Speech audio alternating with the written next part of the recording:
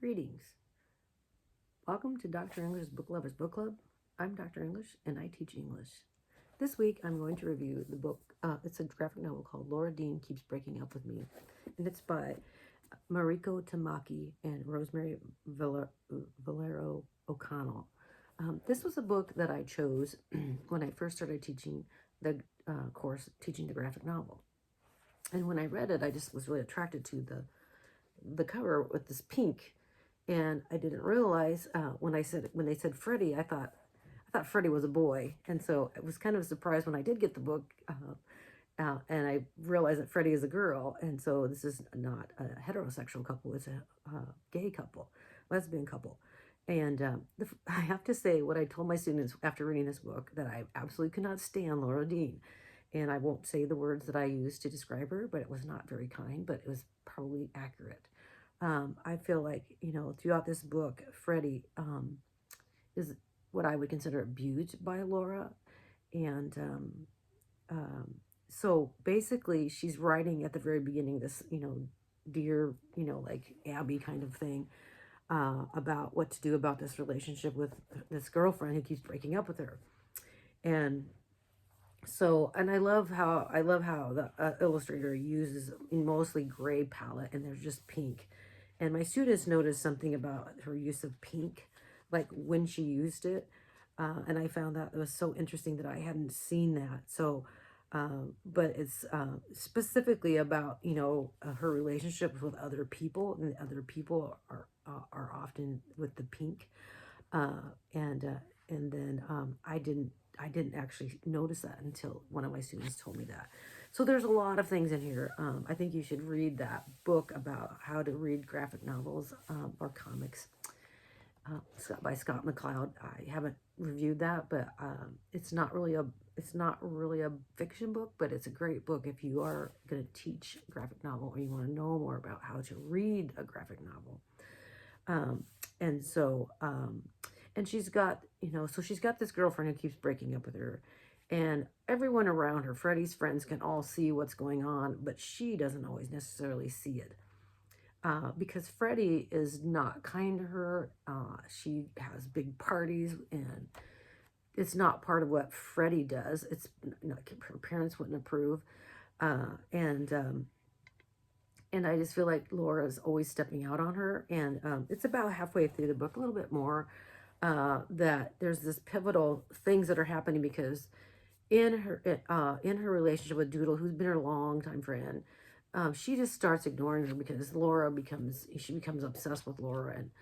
And I just say, this is, a pattern of behavior in heterosexual relationships too. So I feel like they do a very good job of showing that kind of abusive relationship. And I think it's quite good in that they show you, the kinds of emotions that Freddie is going through, and how hard it is for her to just like back away. But yet then other women come into Freddie's life, and she definitely has attraction to other people. And it's like, you are young, they're high school girls, and I just like, you're still really young, you have plenty of time to find the person that you are really committed to, and are really in love with.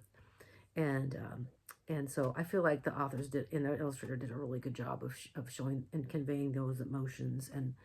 And the one thing that really struck me about their depiction of Laura Dean is like, she doesn't have any irises. It's like they all have just like eyes, but it's like specifically like her eyes just seem really empty.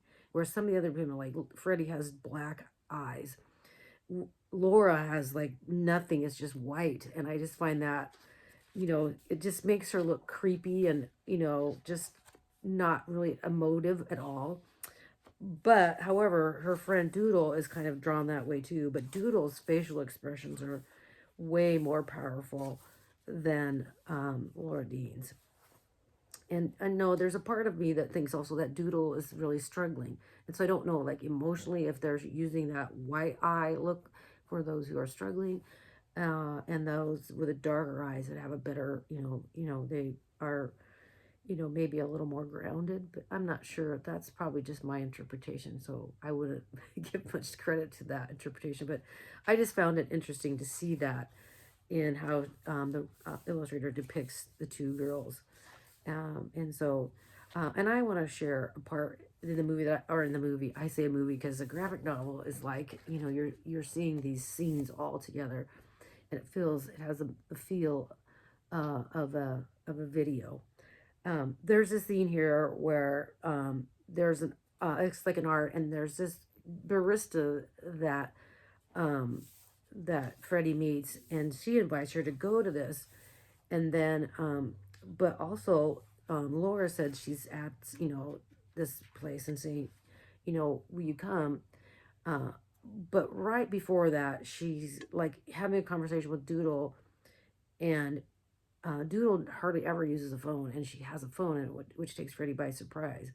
And so I want to talk a little bit about, you can see like how Laura, not Laura, but Freddie feels like, maybe she should have paid a little more closer attention to Doodle. This is at the point of the book where she's like, what's going on? And, she's starting to feel a sense of guilt about she's just not giving any attention to Doodle. And so, and then she goes to the party, and it's just so, typical of, of this whole book, and the fact about, what Laura is like really comes through in this. But then Freddie does something really dramatically not like her at all. And so I'm going to just show you this and read it to you. First of all, this is the scene with Doodle here. And she says, Doodle says, I need to go. And then they're just standing outside this restaurant. And she says, Freddie says, you're using a cell phone? I have one, I might as well use it. Who's texting you? The person I'm meeting. See you later. Okay, see you tomorrow, I guess. And Doodle says, sure. And then she's just standing here, like right here. You can see that Freddie's just like, And then there's not a lot of dialogue in the next couple pages, but you see that Freddie gets on the bus. She gets on the bus here, and you can see that she's looking at the high wire, and she's, arriving at this party, and there's this like a dance, and there's just all these people partying and dancing, and she's getting ready to go in, and she gets a text from Laura Dean. It says, at show, looks fun, you coming? And then there's a bump here. She bumps into the girl that's the barista.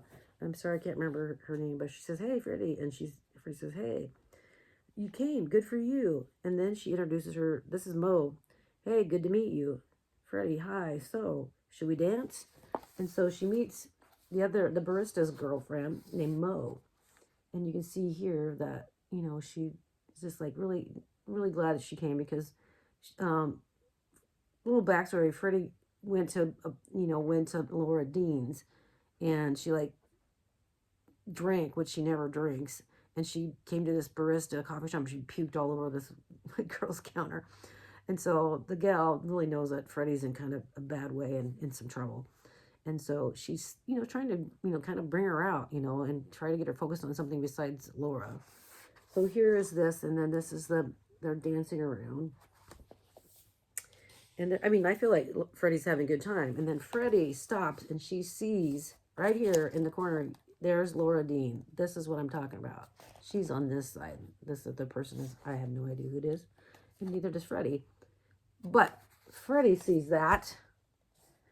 And then Mo, the person who is the partner of the barista, says, hey, Freddie, are you doing okay? And then Freddie does something totally just like not her. She just kisses Mo. It's just like so unlike her. But she's just seen Laura Dean with somebody else. And then, of course, the barista says, hey, want to take a breath? And then Mo says, you ladies want a beverage? No and no. And she says, what the heck, Mo? What? She kissed me. And then you see this conversation, like, she's like, what are you doing? And then outside you see Freddie. She's just outside the building. And she's like totally devastated. But yet the barista comes to talk to her.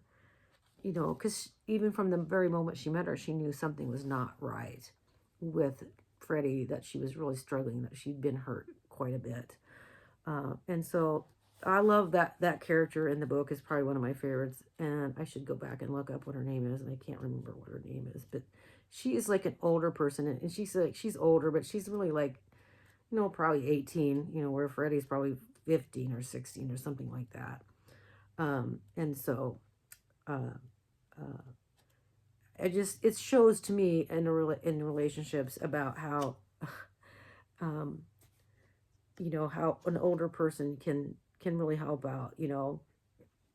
And I just call this girl Doris because she works at Doris Donuts, and I can't remember what her name is, but I love that they have that in this book, and that you can show you that, you know, oftentimes young people, maybe it's true, I think it's true for all, heterosexual or homosexual or gay, that you need people, older people, to kind of guide you through that period of your life when you're confused about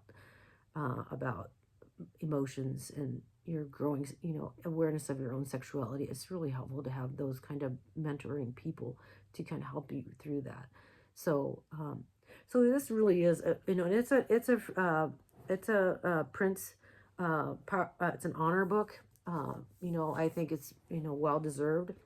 And I always have the conversation, would I teach this in a class? And all of my students, when I taught this class, we had that conversation, and almost all of them said no. They just said, because LGBTQ things are not accepted in some places.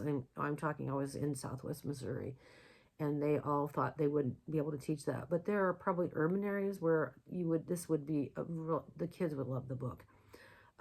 There's other adult issues in this book, and the one that was really stood out for some of the teachers in where I was teaching was, there's an abortion issue in this book, and most teachers said that would be one book that, you know, people would come up into arms about and try to ban. I thought that's probably true, but as far as doing it as a novel panel, or a book circle, I think you probably get some, you know, teachers, young teachers in particular, would get some real pushback on that. So I would say it's a book you want to keep on your shelf. If you want to give it to a student as, you know, as a supplemental reading, you know, have it in your libraries so that students could check it out. Because I do think I love the artwork in it, and I love the story, especially for young people who are struggling with those kinds of relationships. I think it's really well done, because, you know, she gets mentored in such a very good way that we need more books like that, that young people can see, you know, that there are adults or near adults that really care about them and will help them. So, thank you for joining me. It's been a pleasure to talk a little bit more about this book that that really generated a lot of conversations in my classroom. See you next time. Bye.